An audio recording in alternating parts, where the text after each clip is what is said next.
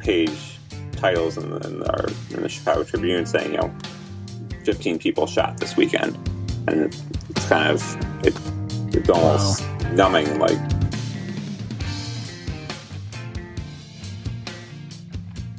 okay, guys, welcome back to the Grimerica show. We are going to be chatting with Greg Hickey a little bit later about his dystopian novel and ballistics and all sorts of fun stuff. We're going to be checking in with our Grimerican regular Justin and talking about the Bigfoot conference he went to.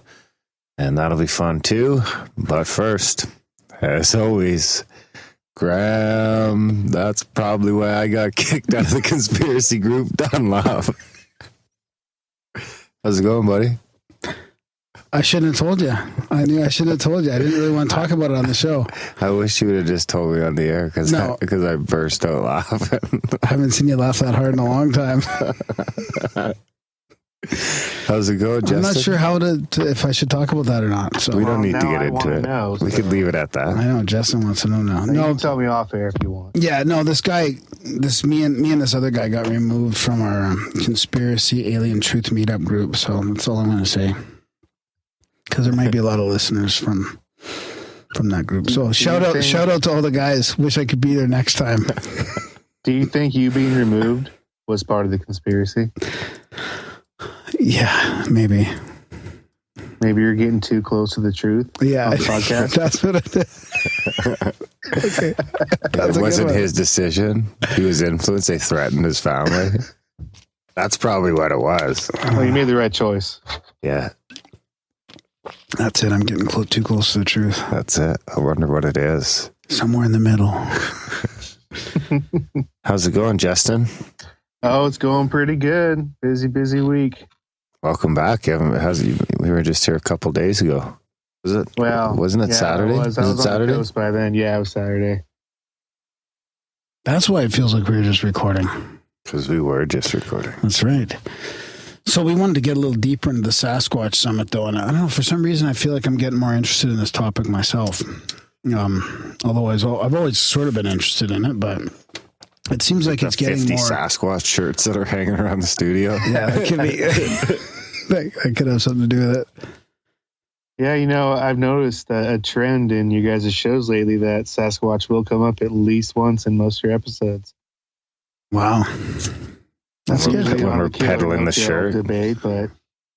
Well, so that's what I was going to ask you. So this conference, filled with people, like-minded people that obviously have some sort of interest in the big guy. Does this to shoot or not to shoot come up a lot? It doesn't actually. In the little Sasquatch field guide that they give you when you first get there, the very first page, it says something about like the harassing of Bigfoot or Sasquatch or other undiscovered species is a felony punishable by a fine and imprisonment. And it is in a few counties here in Washington. I think I mentioned the last time, not last Saturday, but the last time I was on, in Skamania County, it is illegal to hunt Bigfoot and other undiscovered species. But actually, there was a couple. There was two people, I believe they were from the Olympic Project. But I'm not going to get too much into that, but I will say it does come up because I was thinking about writing a blog on the kill or no kill after one of the presentations I heard. And I don't know if it's going to sway any of the Grimerica listeners, but it was definitely interesting. And so, yeah, you guys can look forward to that. So we were tweeting about that because we had that poll. And then those those two brothers tweeted that they wanted. Are they going to come on the show there?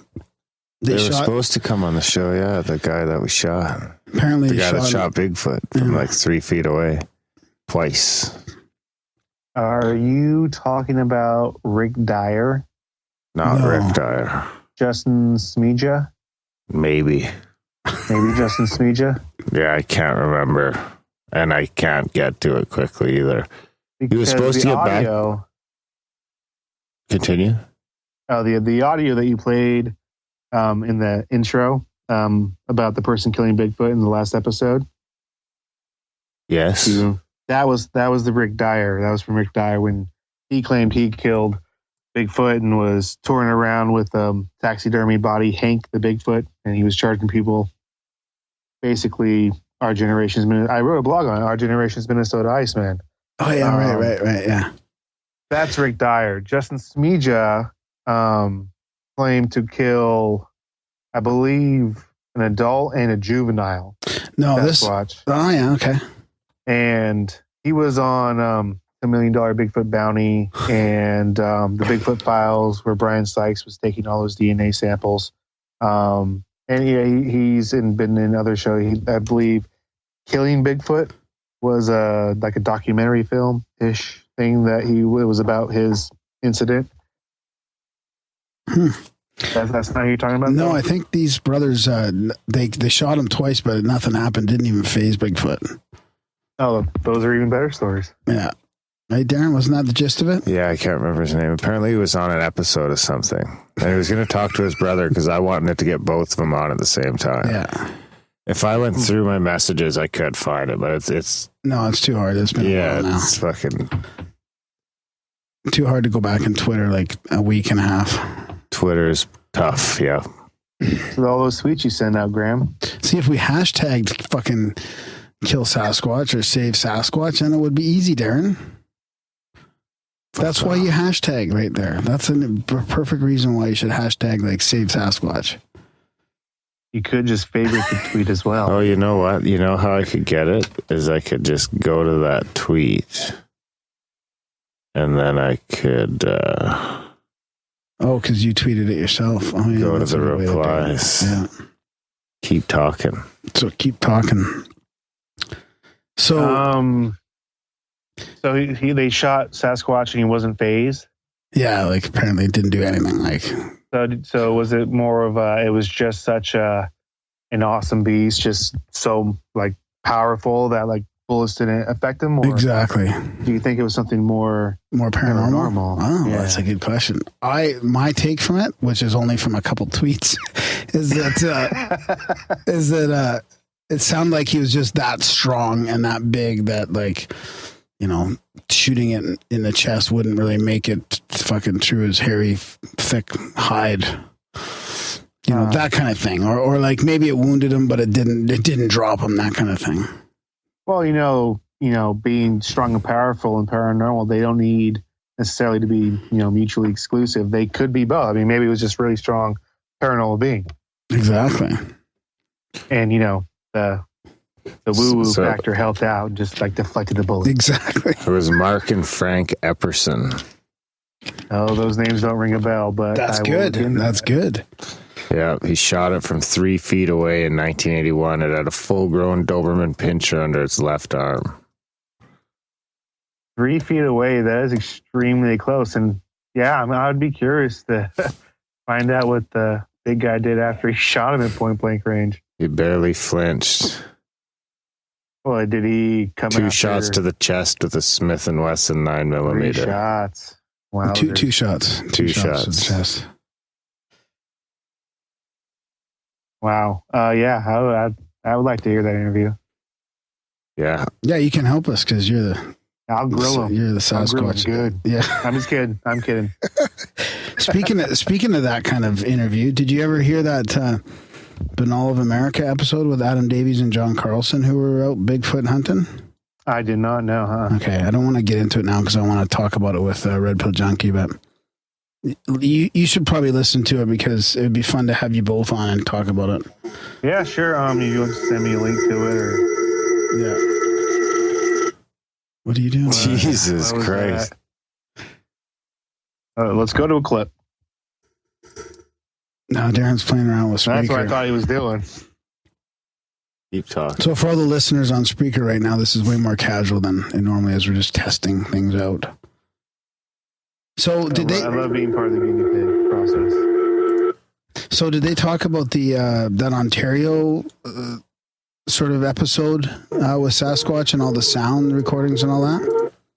There were before it was the last day of the summit. There was a couple people that were talking about the sounds and howls. Most notably, Ron Moorhead, who recorded the Sierra sounds way back, I want to say 70s, early 80s. Yeah. He was there and he played a lot of his recordings. That cool. He, we talked about on the Bigfoot show, the Sierra sounds or samurai chatter, the language ish, like it's the Bigfoot language. Do you recall that? Mm-hmm. Yep. Well, right after Mr. Moorhead, Scott Nelson, who is a cryptolinguist, who says he's deciphered a language in the samurai chatter, the Sierra sounds and whatnot, was on talking right after him, which was cool, having them back to back. Not so much that he, bought into transcribed, like, here's their alphabet. This is what this means. This is this word. Ooh means, lots of food.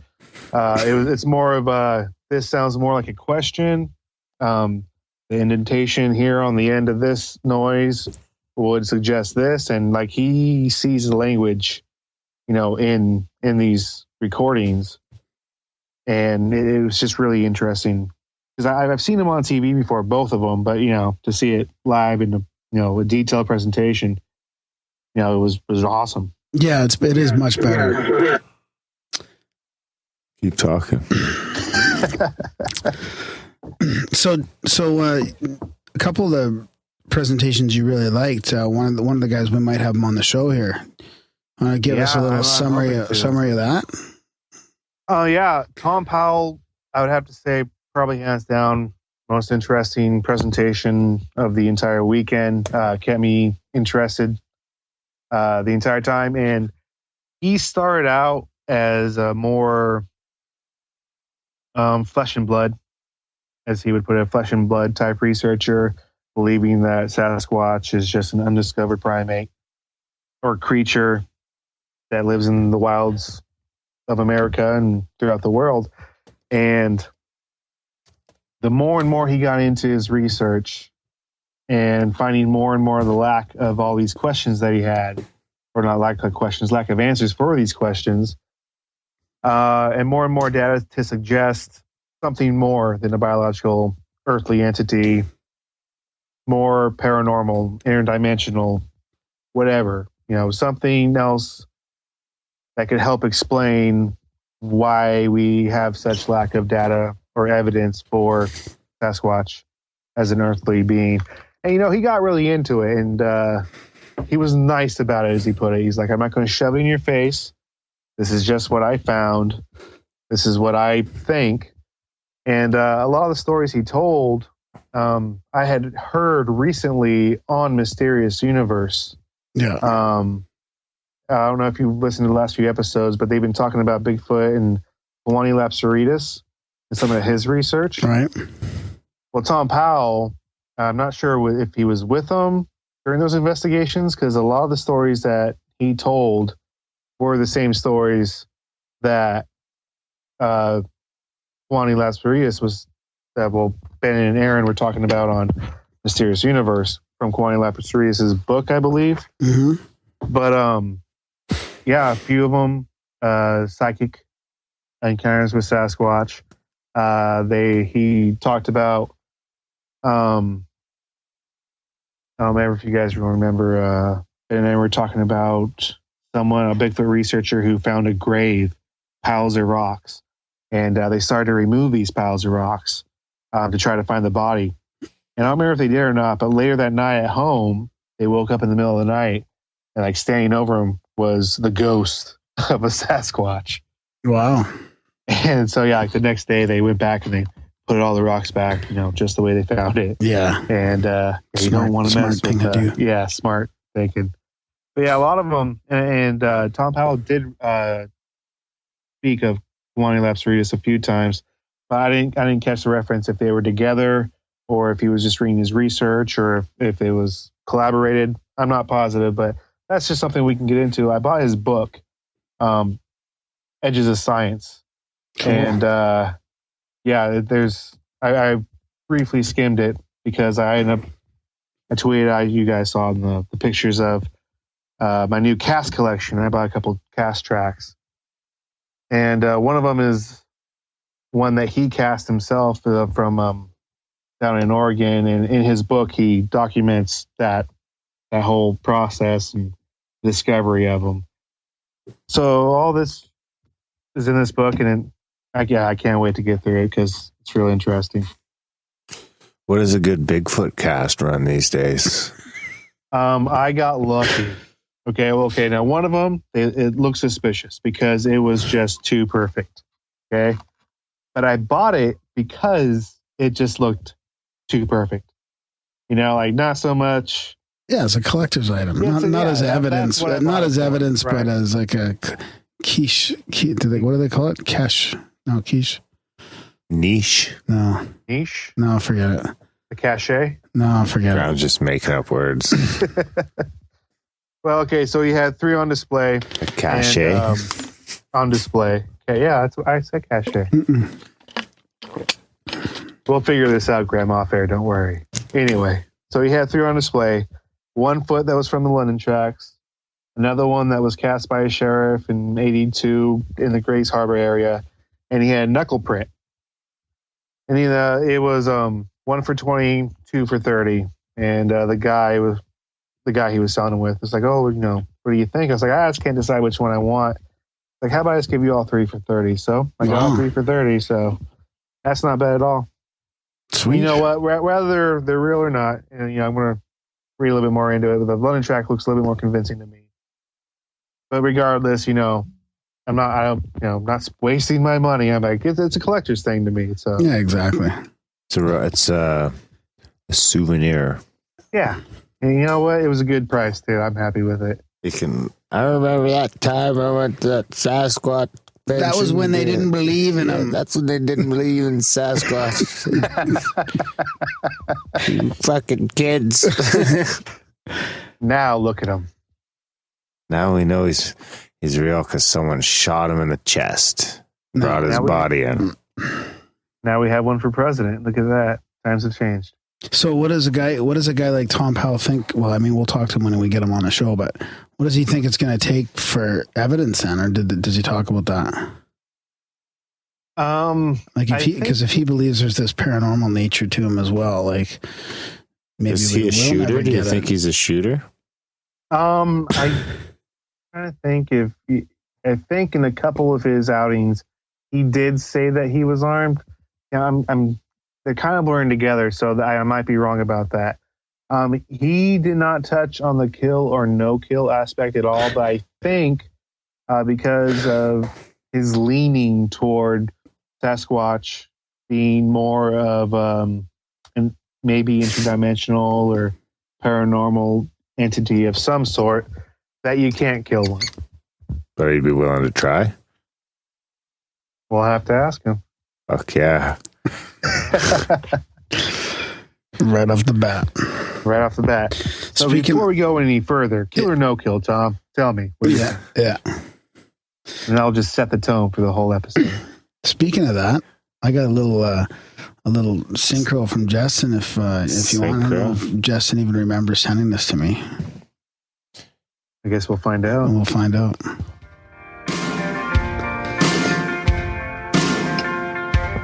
I want a good score for my synchronicity. If Graham reads it out, then Darren might give it to me. Hey, don't you please read it low. Yeah. This is what I call like a little mini one. It happens to me quite a bit here. Darren's shaking his head. I'm not shaking my head yet. So I'm listening to the last. So this is just a text from Justin. So I'm listening to the last episode for the UFO quote and heard you talking about the Others report and decided to check it out. As soon as you said Killer Yeti, I was reading those words. Then, while I'm typing the words UFO quote, you say UFO quote. Not huge synchros, but enough for me to want to tell you. And then I do remember that. Yeah, I like those. I love those little ones. Yeah. And now we have. Don't we have a better one? We should talk about that other one you mentioned to us too. Yeah, you want another jingle there, Darren, or do you just want me to? Yeah, right first I'll give that a 3. 3 out of 5. I'm a rambling gram with synchronicity 3 out of 4. all over the web. And Darren is skeptical about everyone and don't believe it yet.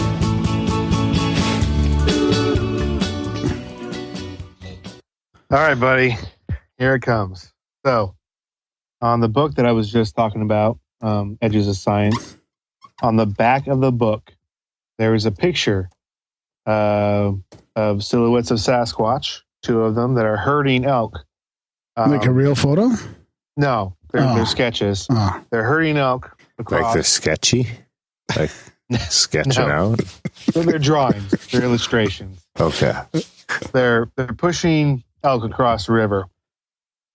And it reminded me of a song that I listened to quite frequently by a local artist from here in Wenatchee called Paul Graves, who, again, was supposed to speak at the summit, but some personal things come up and he wasn't able to make it. The song's name is Jim Henry. And I saw the picture, and he talked a little bit about Jim Henry and Paul Graves in his presentation. But I saw the picture, and I knew that that's what it was talking about, because in the song, it has a part about Sasquatch herding elk across the river. But I couldn't figure out what some of the words were, and I was wondering how I'd be able to find it out, because Paul Graves isn't a huge, musician, and the song's on YouTube, but I doubt I could find it anywhere online, the lyrics. Right as I'm thinking that, I'm opening the book up, and I'm looking at the part about the London tracks for the track I just bought. I turn the page back 1 page, and there are the entire set of lyrics for the song that I'm looking for. Nice. Jim Henry. You must have glanced over them while you were flipping through the pages. No. That's not the end of the synchroid. There's another part that you told us about where Now, the chapter on Jim Henry is called Bigfoot Magnets. Oh, that's right. Is this the part you're talking about? Yeah, I think so, yeah. Because I had just heard this, which is weird because, I'm rather into Sasquatch. The first time I hear this phrase, Bigfoot Magnets, was at the presentation and looking through this book. I was at the presentation. The second time I heard it was you, Graham. You said it right before I turned to the page, or right before I looked at it. That is weird. And I said it when Darren was playing his clip of his buddy there, who was... that's when you say, so he's like a Bigfoot magnet. I'm like, how does Graham know this phrase about Bigfoot? I don't know. I don't know if you just made that up, but yeah, apparently that's a real thing. A Bigfoot magnet? Yeah, I made it up. Coined. Because Darren's buddy sound like a Bigfoot magnet. Anybody that's had like multiple encounters with Bigfoot while fishing and shit's got to be a magnet. And see, Graham, I actually think you said Sasquatch magnet. I did say Sasquatch. Maybe he wants to mate with enough. them. I like to try and use the original native term, not Bigfoot. Well, fucking Sasquatch, patronize me, Graham. Is an anglicized version of a Salish word. Susquishin. That's pretty close. Native. We'll go with that. I believe it's Sasquatch or Sasquatch. Sasquatchin. But it was a teacher, I believe, in British Columbia. I can't think of his name right now. Who, for whatever reason, if it's just a misinterpretation or he was just like, fuck it. Well, this is easier to say Sasquatch, but he popularized the term Sasquatch. Still not real easy to spell Sasquatch, obviously, but unless you're from Saskatchewan, right, Graham? That's right. Then you spell it with a K. Oh, that's funny. So, you. I'm just giving the death look. So, actually, I have an interesting. This isn't the UFO quote of the week. This is my Sasquatch quote of the week. I figured it was appropriate. So the first one is... First one? I've got 3. 3? Mulder explaining cryptozoology. Animals that aren't supposed to exist, like Sasquatch and the Ogopogo and the abominable snowman. And Scully interrupting, don't mind him, he'll go on forever. And that, of course, is from the X-Files. The next one is, you're talking about a Yeti or Bigfoot or Sasquatch? Well, now, you'll be amazed when I tell you that I'm sure that they exist. That was Jane Goodall on NPR. And the third one is, I saw Bigfoot once, 1951, back in Sequoia National Park. Had a foot on him, 37 inches, heel to toe. And that's from the movie Close Encounters of the Third Kind. Huh. I don't recall a Sasquatch reference in Close Encounters. No, me neither, especially one with a 37-inch foot. Yeah, that's a pretty big foot. That's a Nephilim.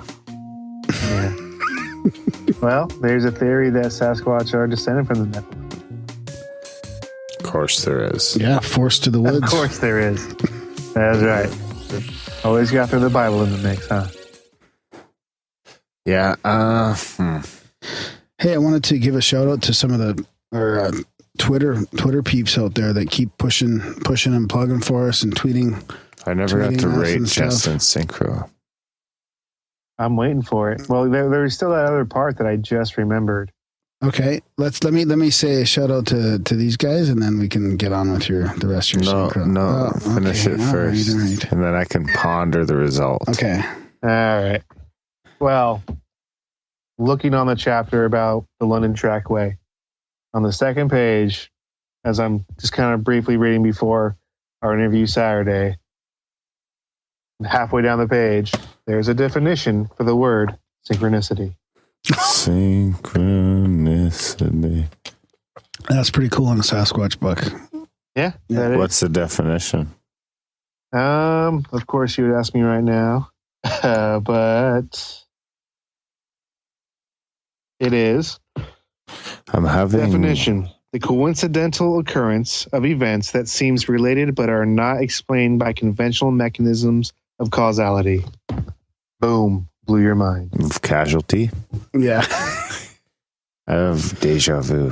Yeah, because we Did we read do that. this on the air already? No. Yeah. we did not On the read show? air. Okay. Oh, we didn't? No, we talked about Oh, this. right. off air, I was going yeah. to say, because that's bad radio. Maybe you need to slow down a little bit there on that smoke, Darren. Or speed up, whichever works, I guess. 6 of one, half a dozen of another. There you go. Okay. Now you can do your shout out while I ponder Justin's fate.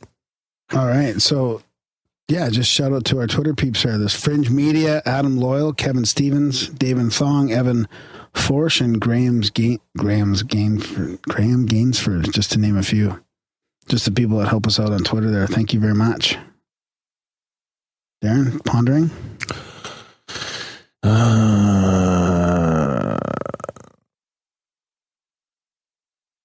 The anticipation's killing me. So first, it was the spelling. No, first it was the word lyrics. So that in It was the lyrics itself, of the song. Yeah. I think you glanced over it that itself. But I'm gonna I can add. guarantee I didn't. I'm That's gonna add bullshit. some extra points. I'm gonna give you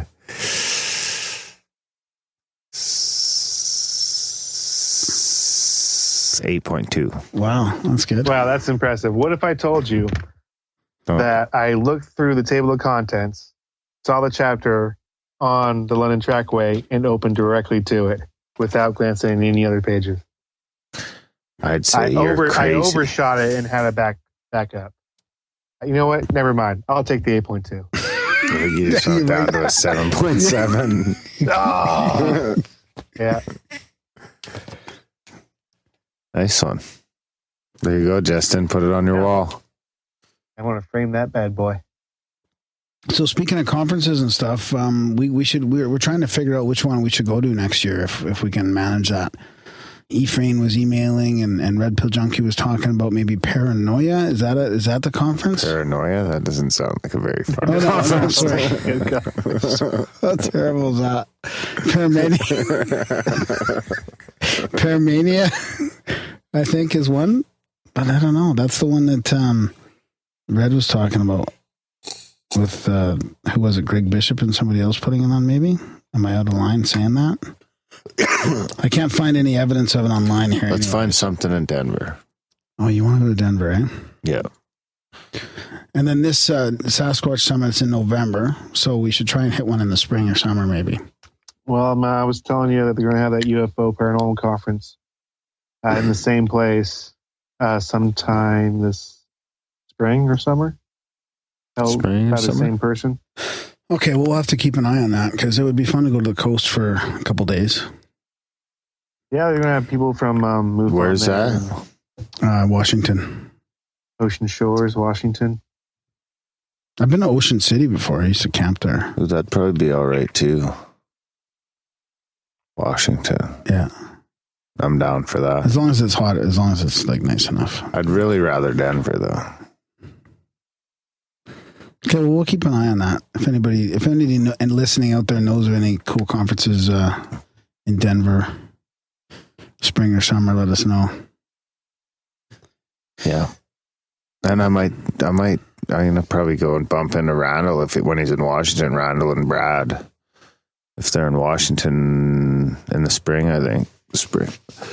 Maybe drive down for a long weekend, meet Justin. Yeah, that'd be cool. Sounds like fun. Right on. So, is there anything else, Darren? T-shirts and stuff like that. Support the show. Speaking of shoot or don't shoot, shooters and savers. Yep. Speaking of shooters and savers, we've got both T-shirts in stock right now for a limited time. Get them like they're hot because they don't seem to last long, and it seems to take us a long time to reorder. So North America, $25 or more. Anywhere else, $30 or more. Of course, more always helps. And this isn't like overnight shipping or anything. It's like shipping once a week, and it takes a week or two to get to you. So yeah, exactly. So probably Christmas is probably already out of the question. No.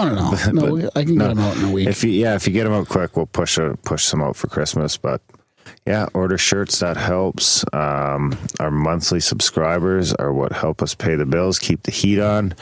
We got snowed in today, so winter's officially hit the igloo. Darren's been looking for a toilet on Kijiji. Yeah. We're looking for what do you call it? A urinal. A urinal. So we can piss in the garage. Without going out in the snow. Yeah. So, Tonight will be a test. It's going to be minus 20 outside the igloo. So yeah, that's true. It's not too bad right now, though. Not too bad. I wouldn't want to live out here. Thankfully, we don't have to. One day we will. If we tried to podcast for a living, we'd be living in here. So anyway, check out grimerica.ca/support. A ton of different options there. Sign up for the newsletter, grimerica.ca/news. Justin's blog. How can you find that, Justin? I believe it's Grimerica Slash / FM, I think, right? Grimerica.ca/category / FM. Yeah, there's categories. Huh. So anyways, don't just read my blogs. There are a lot of good bloggers on there. And if anyone feels like they have something interesting to say, get a hold of Darren. We love to hear people's stories. That's true. And you do the newsletter for us too, so people can sign up on the newsletter. And thank you so much for doing that, Justin. Yeah, not a problem. Anything I can do to help you guys get out some content. Yeah, and of course, tell people about the show. That's what helps most of all.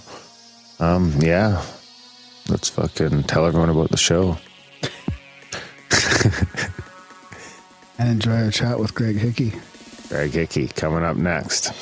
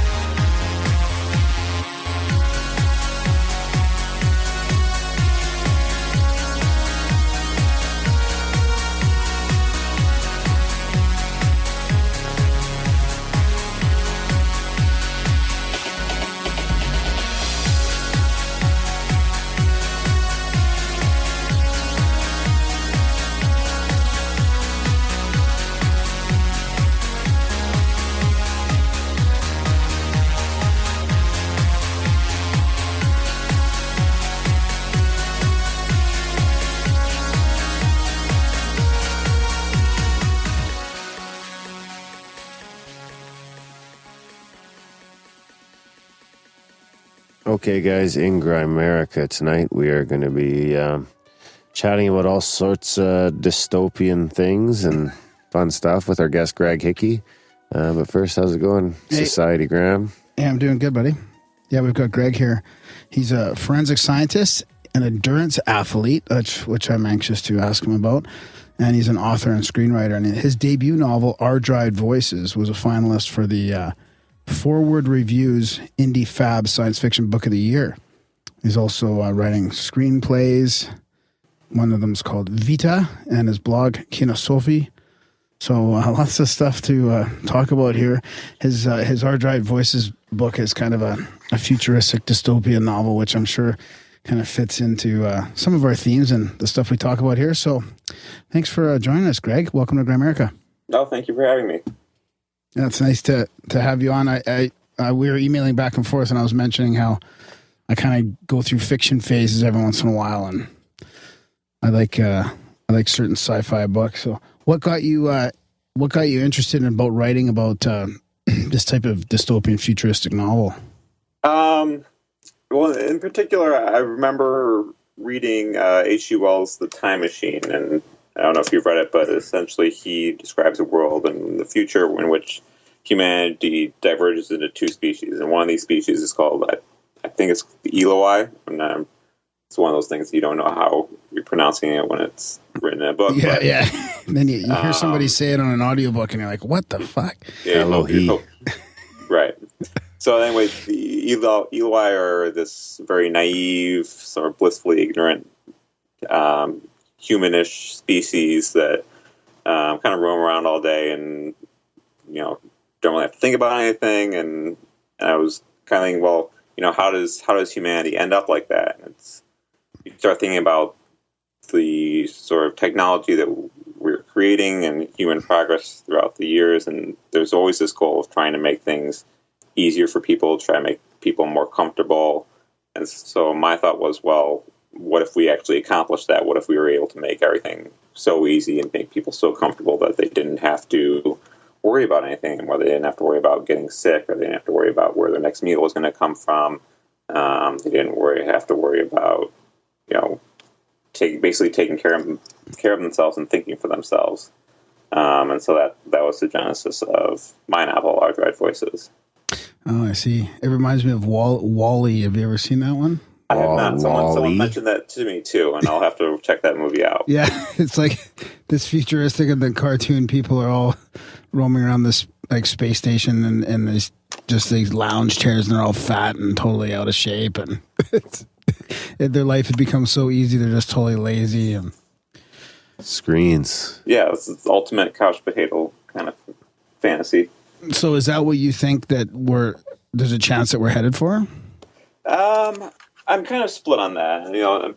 Part of me is an optimist and thinks, humans are really smart, and if we were to kind of go down that path where we're able to, have artificial intelligence that takes care of a lot of our jobs and day-to-day sort of menial tasks, that we would hopefully allow our creative faculties to take over and start, pursuing other things besides our 9-to-5 jobs and that sort of thing.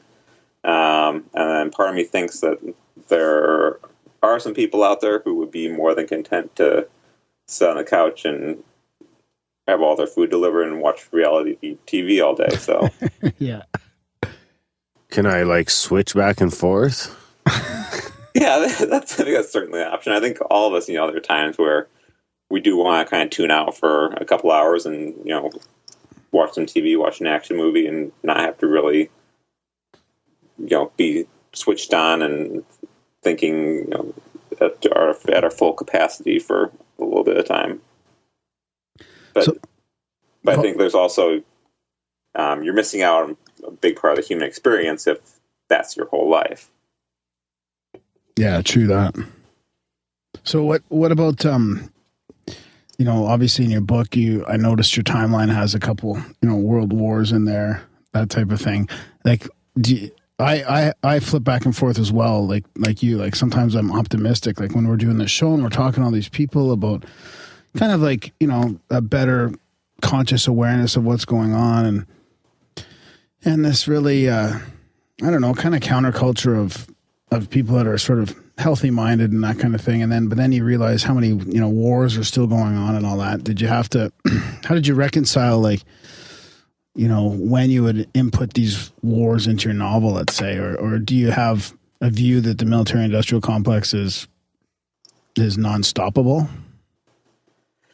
Well, I think as far as the chronology, the general idea there was to really draw out this paradox of, there's this part of humanity that is incredibly intelligent and is challenged by the various problems that we face throughout our existence as a species, diseases and famines and poverty and conflict. And for the most part, we've been able to get by, and we've been obviously made incredible progress in terms of technology and in terms of taking care of ourselves. And so there's this, sort of divergent threads where on one hand I see this continuing and humans really exercising all of their intellectual capacities.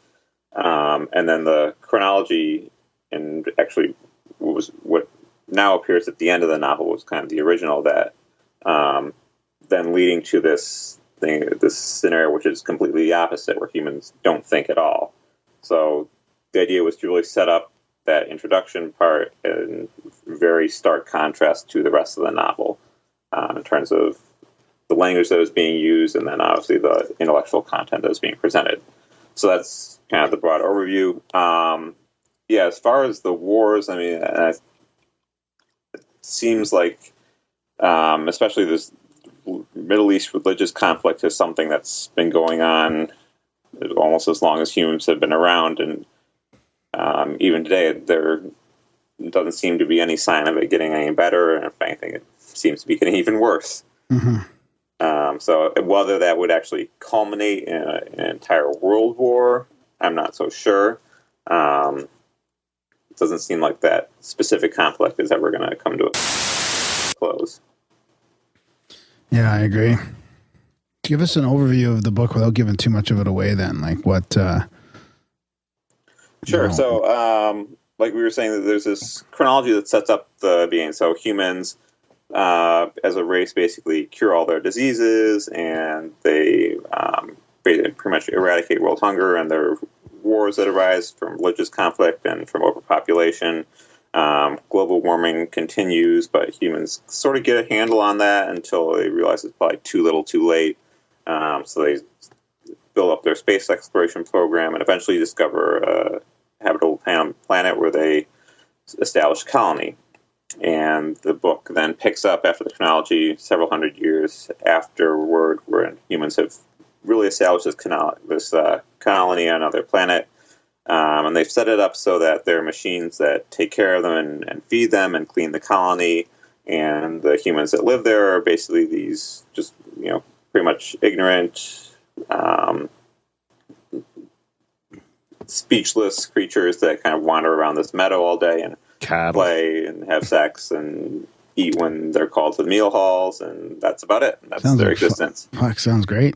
Yeah, so everything is going swimmingly until all these machines start breaking down, and all of a sudden nothing's feeding them, and they don't know where to get food, and so they have to kind of relearn how to take care of themselves all over again. Are they under the political structure of Earth still? I heard somebody talking about, who was it, Darren, that was talking earlier about if people had to go to like Mars, or we were able to do that, would you be able to separate yourself politically from Earth, that type of thing? Did they have their own like system? No, in this case, no. Cattle don't have systems. Yeah, that's pretty much what they are. So the way I imagine it is that they send out these ships to start building up the colony, and one of the biggest ship that's actually taking a large number of colonists there loses communication with Earth, so they're basically just cut off, and neither side knows what's going on. And the people who land on the other planet assume that Earth has been consumed by either war or climate catastrophes or something like that, and people on Earth, if they still exist, assume that the spaceship has exploded in the middle of space or something. So in any case, Earth quickly fades from the picture, and everything else is set up on this new planet. Although yes, at that point, I kind of leave Earth behind and everything is in this place. And I didn't want to make it too sci-fi where the setting is completely unapproachable and there's no nothing familiar that would remind present day readers of Earth. So at that point, there's not a whole lot about interspace travel and who's governing and that sort of thing. Right. Do you have any sci-fi authors that inspired you at all? Well, definitely H.G. Wells, and then as far as sort of the dystopian angle, I really enjoyed reading Lois Lowry's The Giver, and then some of the dystopian classics like 1984, Brave New World, that sort of thing. 1984 is probably a good one. That's like the guidebook to America. Yeah. Speaking of that, so what do you think? So you live in the middle, like around Chicago or something like that, or? Yes, I live in Chicago. What do you think about? Because I go back and forth with this as well. Like when I listen to sort of what's going on, I guess politically maybe, and like the way the mainstream media has all this propaganda to it, and really not knowing what to believe, whether it's about science or the media or politics or whatever. Like sometimes I feel like we are almost in a dystopian novel already. What do you think about that? Yeah, in some respects, I think if you read a lot of fiction now, it's almost bordering on fiction already, even though it's the novels are talking about maybe not even that far distant future. I'm thinking of what was that I just read? Right now I'm reading Jonathan Franzen's The Corrections, and it's basically set in present time, but it's talking about a lot of technology that is not too far off. A lot of stuff about medications to deal with depression and altering mood and altering personalities, and whether that's the right thing to do. And that's a lot of our dystopian present, I guess, is how we deal with. In a way, we're kind of there already. Really, like what happens if the fucking power goes out tomorrow? Or if we get like a Carrington even if event. the internet stops working tomorrow. Oh yeah, there's some major fucking haltage to society. We just experienced it tonight. Your money's gone. I was in here. There's no internet. I was like, okay, now what do I do? Do I email? Oh, I can't email. Do I, and then check my phone? Oh, I've got internet on my phone. Okay, what do we do? Like you go through this whole thing, and we're really becoming reliant on it. Well, you're already reliant on the internet. If the internet goes out, then you can't really do anything. You can't get money. You can't spend money. You can get money from the banks. No, not if there's no internet. The bank's not going to know how much fucking money you have. Oh, I see what you mean. At that level, yeah. And then you can't use your debit card at the store because they have no way of verifying if you have money. So basically, whatever cash you have left in your pocket is going to, once that runs out, then you're done. Right. Yeah, or even something as simple as, you're traveling, you're going to a new city, and it's perfectly easy to pull up a map on your phone, and it can give you turn-by-turn directions. And, like, what if your phone dies? You've forgotten how to use a paper map and something like that. It's this whole sort of automation paradox where, we rely so much on computers, machines, that sort of thing, that we don't know how to take care of ourselves when they don't work anymore. If the autopilot on the airplane fails, do the pilots actually know how to solve a problem with the plane? Yeah. So you seem like you're approximately our age, or maybe between us or something. So so you've grown up with, we don't, the internet not our over age. Well, we're pretty close. We're like 11 years apart or whatever. It's a generation. Yeah. So I'm 44 and Darren's 34. No, I'm 45. Darren's 34. So you're around there, right? Somewhere. Yeah, I'll be 30 next week. Oh, 30. You're young. Just a kid. You're just a pup.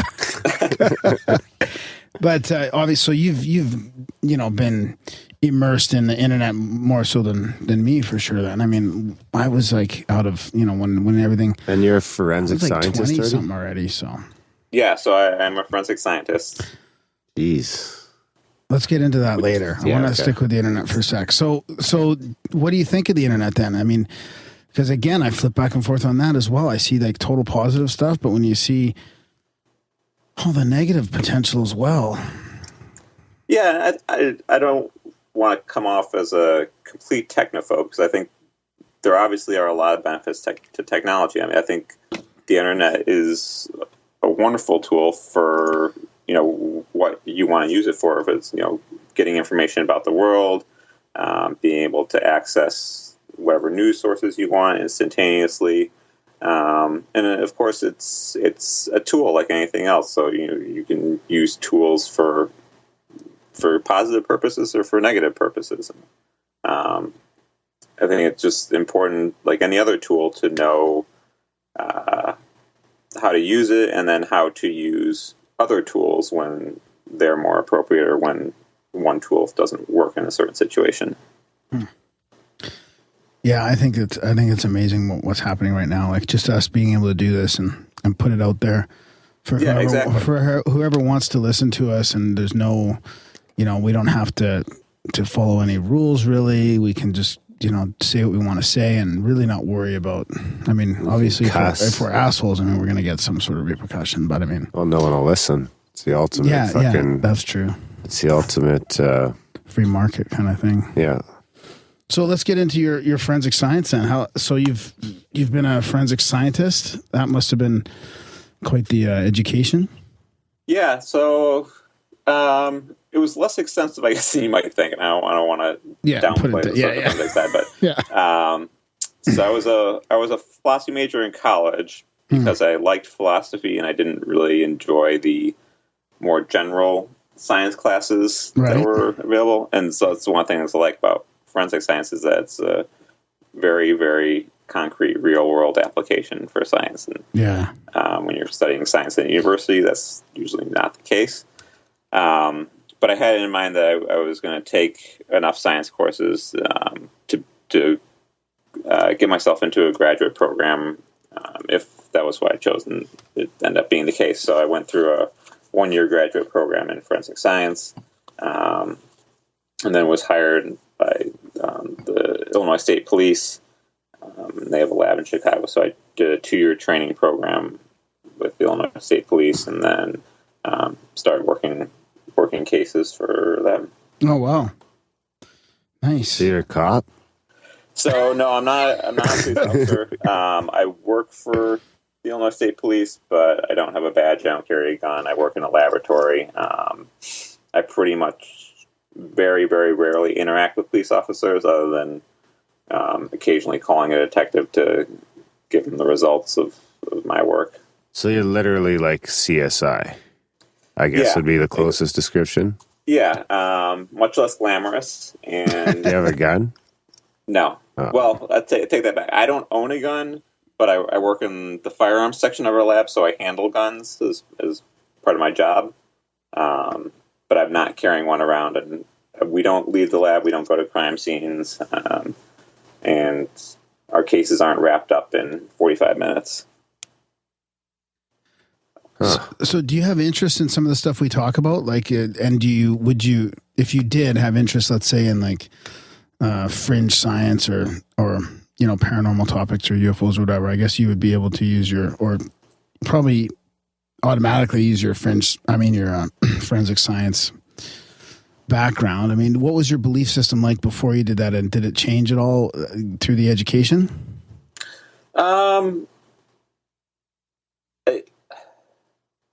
I don't know that my beliefs changed a lot during education. I think I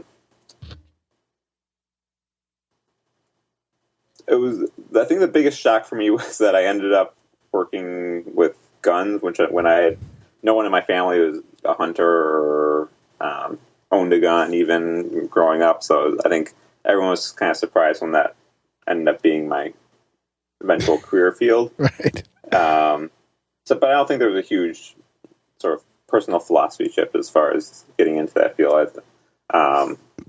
the reason I like it is compared to a lot of the other forensics fields, there seems to be a little bit more you can do with each case. Every case is a little bit different, and there's a lot of aspects to each case. So I think it makes it more interesting than some of the other fields. Give us a sense of what you would like have to figure out.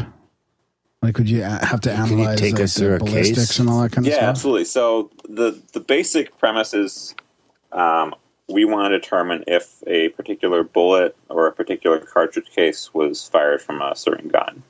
So let's say there's a homicide.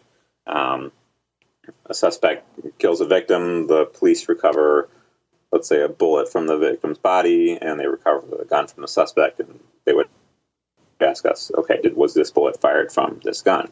And the way we do that is we're looking at the microscopic patterns made by the gun on a particular bullet. And because of the way guns are machined, the processes that make the marks inside the barrel of a gun are pretty random. Unique? Like so a fingerprint in a way? Or right. So, that's a good analogy. So because these processes, the machine, are so random, the marks inside a barrel are, for all intents and purposes, unique. And so we have a gun, and we want to know if a bullet came from the gun. We're going to take the gun, and I would take ammunition from our laboratory, fire it through the gun. So I have my own standard of what a bullet would look like from that gun, and then put it up on a microscope and compare it to the bullet from the victim's body, and look at the microscopic patterns to try to determine if these two bullets were fired from the same gun. oh wow! So you're not really comparing the first bullet from the gun. You're shooting another bullet, and then those will actually match because they were fired from the same gun. Right. Wow. Yeah. So we wouldn't compare a bullet directly to a gun. We need to kind of compare like objects. So we need to fire another bullet. So So even if, like cop guns and stuff, like the cops' guns, I suppose you take a record of those right away. So like an officer's gun in the field, you would already have a record of its pattern? No, I think just because that would probably be a sort of logistical problem in terms of getting all those guns sent in and test firing them and having a database. We have a database, a computerized database. Actually, it's a national thing, even international, that categorizes cartridge cases. So we can do quick searches of cartridge cases via computer. Our particular lab doesn't do that for bullets, and it's because of the size of Chicago, it's sort of a tedious thing to do a large scale search like that without a computer. So we wouldn't do it, do like an unsolved case style search for bullets.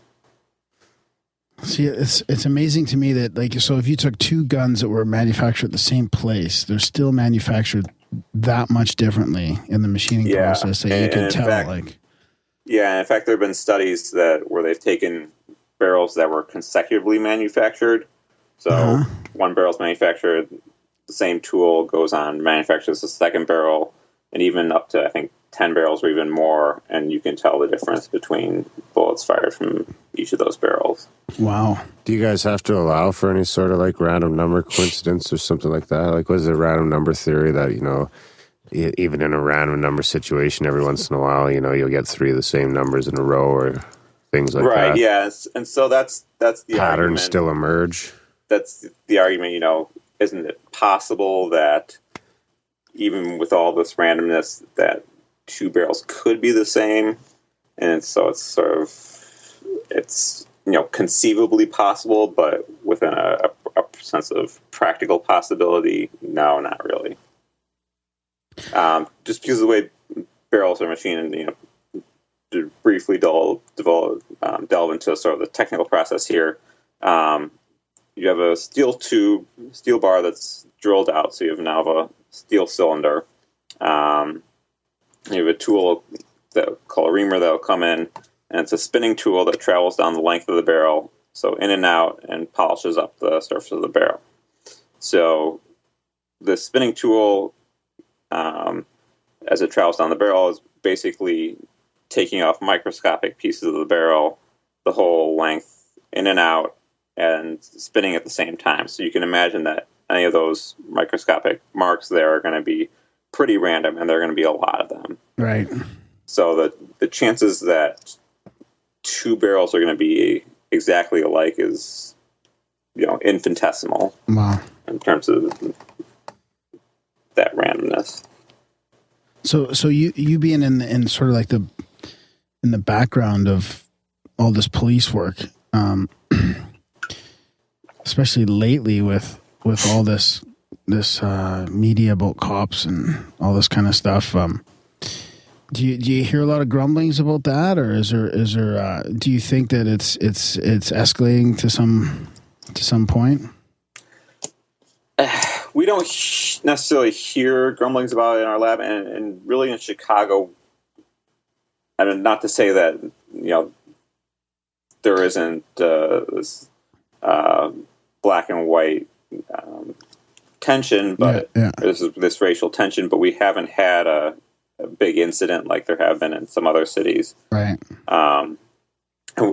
Because we don't interact with police officers that much, we don't get a lot of the rumor mill or whatever. Yeah, day-to-day stuff that they're dealing with. So, go ahead. Does it bother you then that because what bothers me is that like they'll focus on one incident, let's say, right? Let's say a cop shoots this guy or whatever. They focus on that, or they focus on some other murder that happens, and yet it's happening all over the country, over and over and over again. But the ones they choose to focus on seem to create more racial tension or more distraction in the media. Like, does that, because you must see a lot of this stuff come through, and then if you go home at night and watch the news, and you're like, well, what the fuck are they talking about this case? Yeah, and so I think while those big name cases are certainly important and from a larger political scale, most of the stuff we see is from gang crime, and I think that's much more prevalent in a city like Chicago, and it gets some news, but I think the unfortunate thing is that it's good that there's attention being paid to a police officer killing a young black male in one city. There's not a lot of attention paid to all these lives that are lost every day, and especially poor young black males in the inner city, like in a place like Chicago. We get headlines in the paper, not even headlines, little, back page titles in the Chicago Tribune saying, 15 people shot this weekend, and it's kind of it's almost numbing. Like after a period of time, you just get used to seeing that in the summer. I think Chicago is one of the worst ones in America, isn't it? Yeah, I don't know if it was last year or the year before, but it was one of the worst for homicides. Well, it's such a big city. It's a huge city, isn't it? I mean, yeah, right? it's a big is that city. Like a flex thing, like a toughness thing? Cities take pride in weird things. Yeah, I certainly don't. I don't think it's a badge of honor for us. Yeah, like almost 3 million people in Chicago itself. Wow. Yeah, that's like 3 Calgarys. Yeah, it's a big city. I heard it's beautiful though. It's on my list of cities to visit for sure. So what's your take? Yeah, I think it is a great city. It's a lot, like a lot of big cities. There are areas that are more prone to crime than others, but I think overall it's a great city. Yeah. So working so closely with guns and things like that, like what's your take on firearms and stuff like that? Like when gun control? When you can take, I suppose gun control. I don't know if I want to get to that, but it's just like when you can take a city of that size in Canada and compare it to a city of that size in the States. I mean, there's no denying that the results are pretty staggering. Yeah. And I don't know. I'm kind of split on the whole gun control thing. Part of me hangs on to that American spirit of, government shouldn't be telling us what to do. And then the other part of me is like, if no one had a gun, that might be if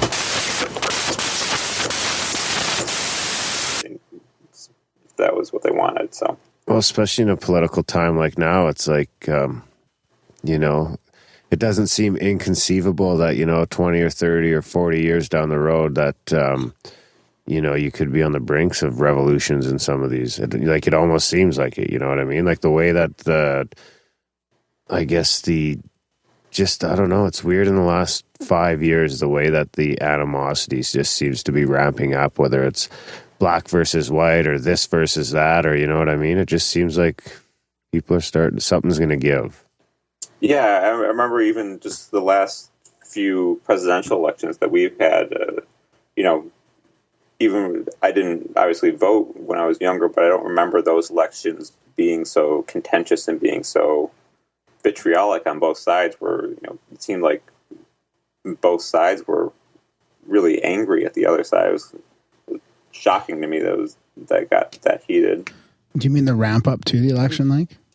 Yeah, and so the debates and I guess mudslinging on either side leading up to elections. And yeah, I remember following the first Obama one quite a bit. For some reason, I was right into it then, and then after a few years after that, I just lost complete interest in the political stuff. Yeah. So what about this your athleticism here? Yeah, so I was a baseball player for a long time. I played baseball growing up. I played in college and then played a few years overseas afterward. And Japan? No, I played in Sweden and then South Africa. So sweet. Yeah, so it was a fantastic experience and gave me time to, because I was only working, a few hours every day, coaching practices and participating in practices, gave me time to sit down and write novels, which was nice. But eventually I realized I wasn't going to go much farther than being a marginally successful semi-pro player in countries that weren't known for baseball. So I came back home, went back to grad school, but I got into doing endurance races, so marathons and triathlons, that sort of thing, is a way to keep competing in something. Yeah. What position did you play? Mostly shortstop when I was playing baseball. Nice. I like it. I'm a shortstop myself. Yeah? And beer league, yeah. And softball. Yeah. I've been called the best beer league shortstop east side of Calgary. That's impressive. No, I haven't. At this point, no you one would said probably that. be better than me because I haven't played baseball in several years. This is the first year I took off, actually. In a few. So do you still run a lot, and do you still participate in that kind of thing? I do. I find that interesting, that the triathlete type stuff. It's I'm not much of an endurance. Like I'm athletic and try and stay fit, but the endurance stuff is difficult. Yeah, so it was, especially coming from a baseball background, it was something that I had to work up to. From in baseball, the most you ever have to run is 360 feet around the bases. Yeah, that's pretty rare. To once a night, right? Being able to run for a couple hours, so it's something I definitely had to work up to. But yeah, so I enjoy it. Especially, I've kind of moved more into triathlons now because I do like the variety of having to do multiple sports and not just focusing on one thing. So that's the biking, swimming, running. Yeah. Very cool. Yeah, I'd like to start with a mini one. Is there like mini ones you can do, like little? Just go doing around like a mini triathlon. Just do your own. They have pretty much from all distances. I've done some indoor triathlons even where it's like, swim for 15 minutes, bike for 15 minutes, run for 15 minutes, and that's it. So just go do it at the gym. Yeah, I used to go to a gym that had a big Olympic pool, and I could do that. I'd like to, swim a little bit, but it's I don't know. When I'm running, I like to try and run outdoors instead of indoors. But it would be good to do a little mini one indoors. Yeah, I think they're fun. I mean, it's I do agree. I prefer running outdoors, but in January in Chicago, it's a nice distraction. It's a nice option to have. No kidding.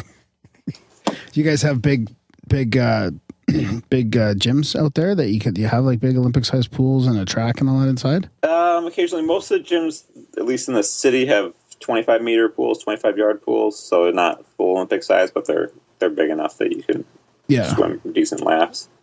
And the gym where I did my indoor triathlon, I had a track that was probably, maybe 1/10 of a mile long. So you wouldn't want to run on it for more than, 15 minutes to a half hour. But for an indoor triathlon, it did the trick. Yeah.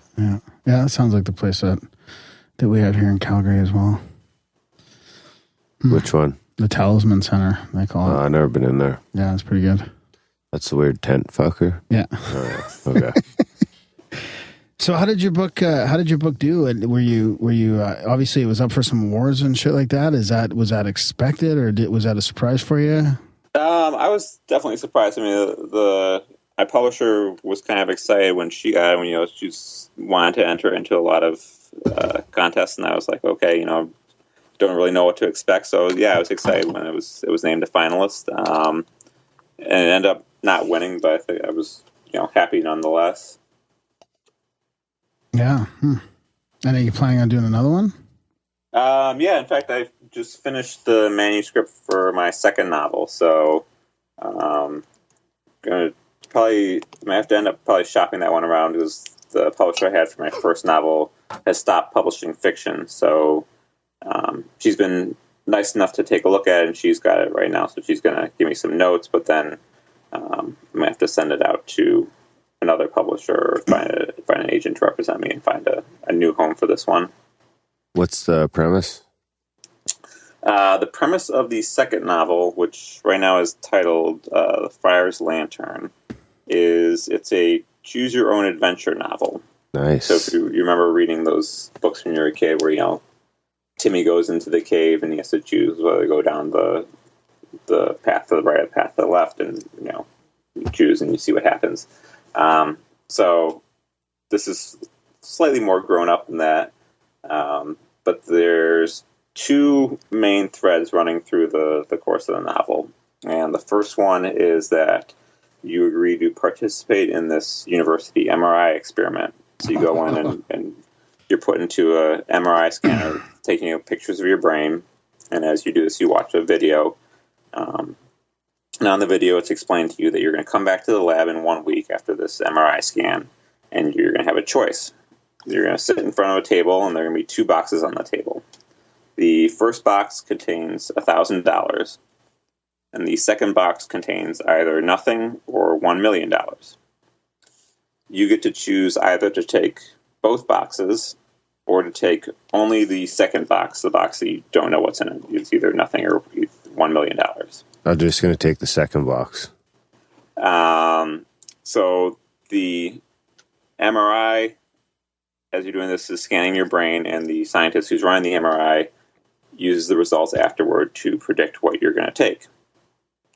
If the scientists in the MRI think that you're going to take both boxes, it puts nothing in the second box. If it thinks you're just going to take the second box, then it puts $1 million in the second box. And you're told that this procedure has been about 90% accurate in the past in making its predictions. So this one main thread is, what do you choose? And there are arguments on both sides. The second thread is that the day after the MRI experiment, you're called into jury duty, and you're assigned a trial, which is this university professor is accused of second-degree murder. And the scenario is this professor is asleep in bed with his wife one night. His wife hears a noise from the downstairs of their home. She wakes up and goes downstairs. The husband hears the noise and wakes up after her, takes his gun from the safe in their bedroom, follows her downstairs.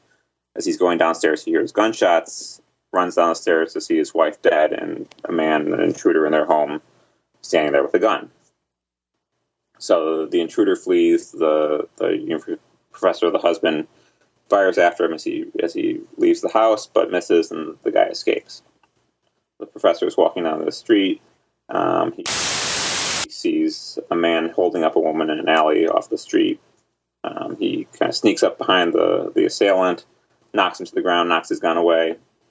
The woman runs away. The professor picks up the gun and is going to hold the assailant there until the woman calls the police, and the police arrive to arrest him. And then when this would-be thief turns over, And the professor gets to look at his face. He realizes that it's his wife's killer, shoots him dead. So the professor is on trial for being accused of voluntary manslaughter and murder for killing his wife's killer and would-be thief. And so that's the second main thread. And there are arguments on either side, and there are offshoots of different paths you can choose and different scenarios that happen, and other choices you have to make throughout the novel. Wow. So the prediction of the MRI was based on your previous MRI scan? Yeah. So that they can sort of tell like what your brain looks like, and then they can sort of suss out like if you're going to pick like how much risk you'll take or whatever. It's like the fugitive meets Who Wants to Be a Millionaire. Yeah. You could put that on the back if you want. No, it's a good tagline. Grimerica. Oh, that's funny. What was I going to say about That's funny. We've got, I haven't seen a Choose Your Own Adventure book in about fucking 15 years? 15, probably 20 years. And then all of a sudden, this is the second one I've come across in less than 6 months. Oh, really? We had a listener send us, Masato Toys sent us his Choose Your Adventure. And I was like, you were the president or something. Oh, okay. And it was like the end of the world. So that one was like aliens and UFOs and all sorts of fun stuff. Okay, cool. Yeah, they're fun. I mean, I enjoyed them when I was a kid. You always have to go back and read the other path and see what happened and what would have happened if you had chosen that one. Did the threads I remember combine? you always marked your last page with your thumb and you went to head to the other one and you're like, oh, I don't like it. Sometimes you're dead, the end, motherfucker. Oh, that's funny. Huh. So what about after that? So after that, I think going back to some of the gun stuff we were talking about earlier, the plan next is to write a book about a mass shooting. Oh, fuck, really? Yeah, so I don't exactly know where this is going yet. I'm going to have to start doing some research and kind of into a lot of psychology and that sort of thing, but that's going to be the gist of it. Any thoughts about putting your book Our Dried Voices on audio at all? Yeah, I think the publisher is working on doing that. So I'm not sure exactly what the status is, but I think the eventual plan is to get it on audio. That's great. Can I recommend a science fiction narrator? Yeah. Graham Dunlop. No, Stefan Rudnicki.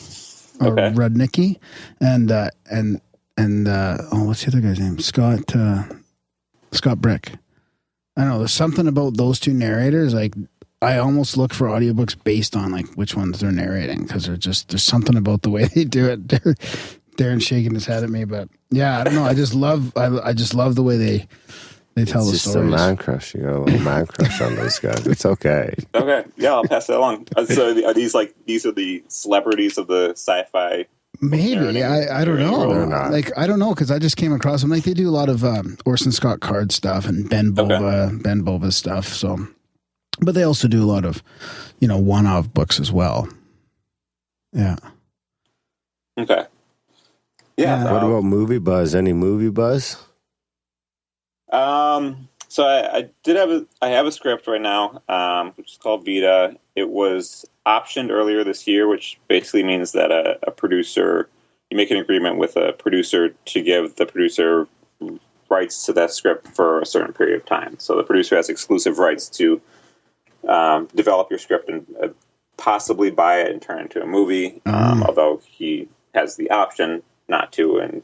But during that option period, I, as a screenwriter, can't be shopping my script around to other people. Right. So I signed an option.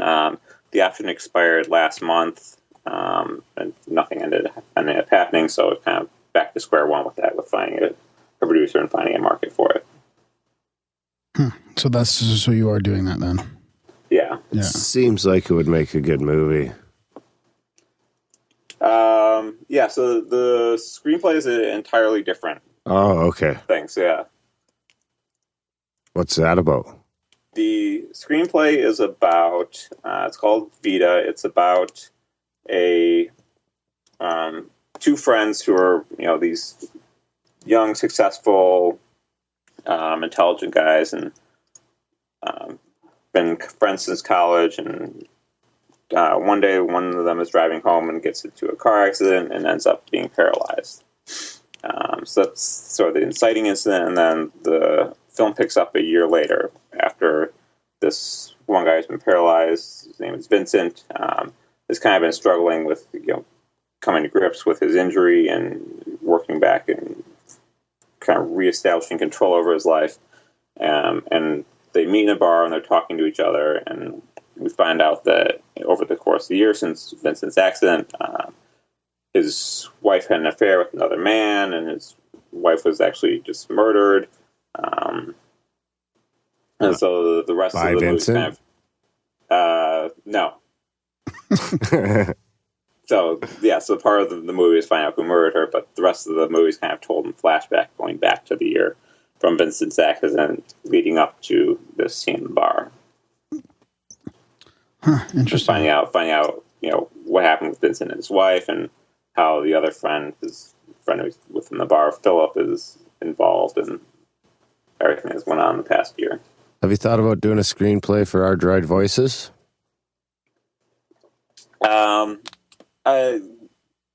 Very briefly. Right now, I kind of want to give it a little bit of run as a novel and see how that goes, and then if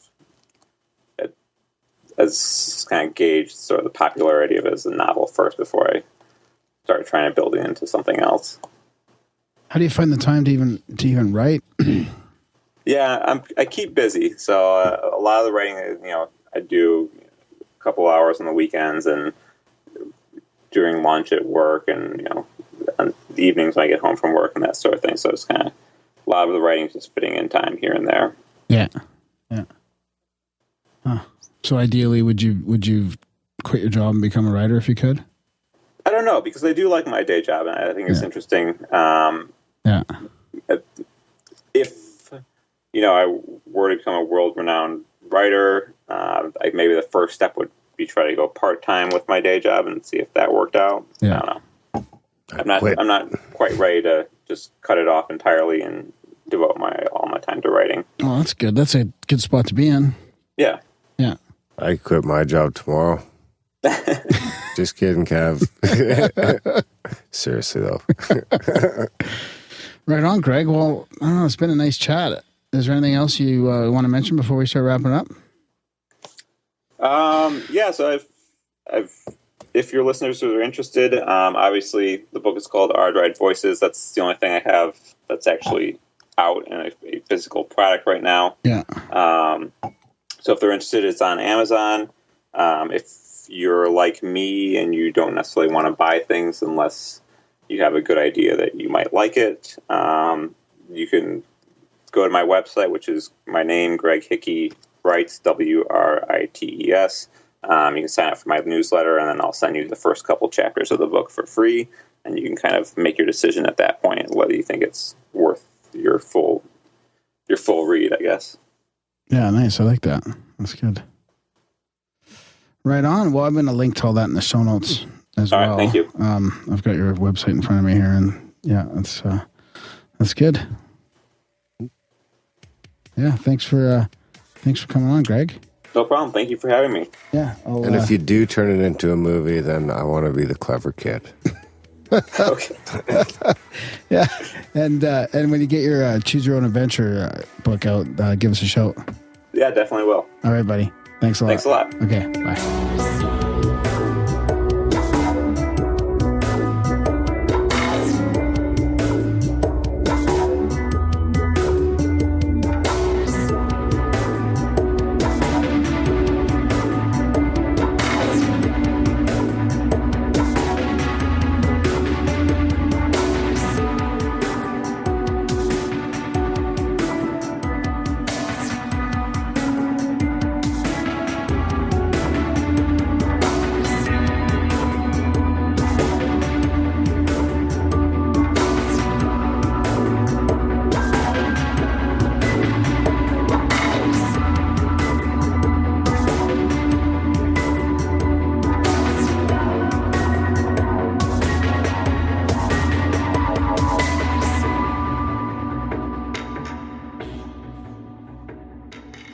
and that was our chat with Greg Hickey, chatting about ballistics and CSI shit. yeah, fun stuff. I should have been a CSI. But what'd you think? Yeah, it was interesting. Yeah, I like having authors on that are, writing about cool shit. Dystopian futures and the like. Coming out with a choose your own adventure too.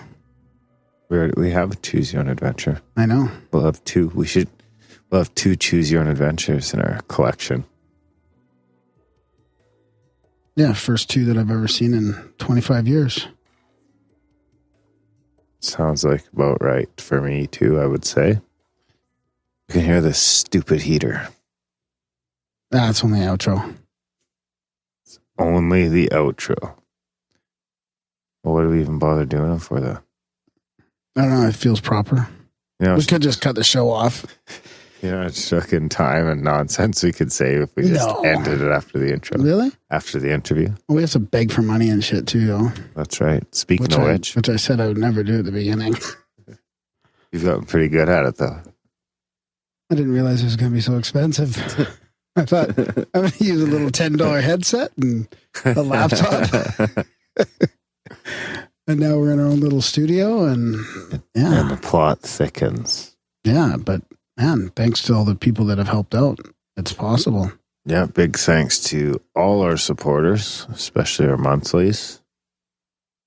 And check out grimerica.ca/support. There's a bunch of different options there for you can help us out, either one time or sign up for a monthly. Anywhere from $1 a month to $30 a month or something like that. And the most common, I would say, is the $5 a monther, which is about $1 an episode, which is really all we ask. If you guys like the show and you enjoy the, couple hours of entertainment, you think it's worth $1, and sign up for one of our products. Maybe you think it's worth $0.25. You can sign up for $1 a month. Did you mention the t-shirts? Because that's another good way to support us too. Yes, we have Save Sasquatch. Couple only left of Save Sasquatch. Save Sasquatch supplies are running out. So if you want those for Christmas, we do have a fresh batch of Take the Shots, and we have some gray classic Grimerica tees. So yeah, if you want to get those for Christmas presents, one-of-a-kind t-shirts, guaranteed you'll be the only one in your name. Actually, maybe that'd be weird if you ran. It would be pretty weird if you ran into someone else wearing a Grimerica shirt. If you do, right away they're cool, and you guys are going to be instant buddies. Yeah. So get your shirts, donations of $25 or more. Of course, more always helps. I think we break about even at 25. Overseas, so anyone not in North America, we're going to charge $30 or more. Actually, it's more expensive. To cover the extra shipping. It's more expensive to ship in Canada. Is it? Yeah. Can you believe it? Huh. So That's brutal, eh? How bad is that when it's easier for me to ship something down south? It's like flying in Canada. It's probably cheaper for me to fly to LA than to fly to Vancouver. I'm talking overseas, though. The States is still only 25. Yeah, no, I'm just saying it's cheaper. Should we charge more to Canadians? Sure. The dollar. we already do because their dollar isn't worth shit. So we'll call it even. Yeah. We'll eat the shipping. So yeah, check out grimerica.ca/support. All the options are there. Of course, if you can't pull that together, we do really appreciate it if you can review the show. Grimerica.ca/iTunes on iOS, Mac, if you have iTunes. If not, you can head over to Stitcher and leave a review there. And spam Graham, send in your synchros, trip reports, all that shit, so that we can use it as content in the intro and make the show more about you guys. And of course, the easiest and most important way to help the show is to tell people about the show. Yeah, thank you. Get people that haven't heard of podcasting into podcasting by signing them up for the newsletter. Grimerica.ca/news. It'll change their life. Yeah, positively. All right, guys. Thanks for listening, and we will see you next week.